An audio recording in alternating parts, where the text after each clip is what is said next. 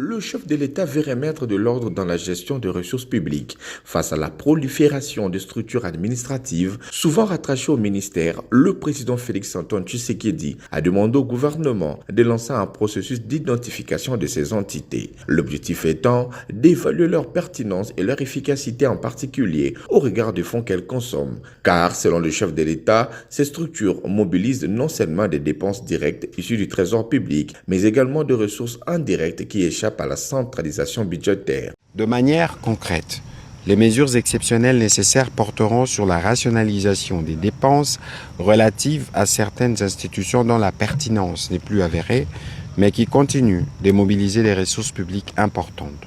Dès lors, il a instruit le gouvernement de lancer un processus d'identification de structures créées ces dernières années, notamment au sein de ministères, et d'analyser leur valeur ajoutée au regard de ressources qui leur sont allouées, tant en termes des dépenses directes provenant du trésor public qu'en ressources publiques indirectement mobilisées, alors qu'elles auraient pu centraliser le compte général du trésor. Et il a insisté sur le fait que son cabinet est également concerné par cet effort de rationalisation.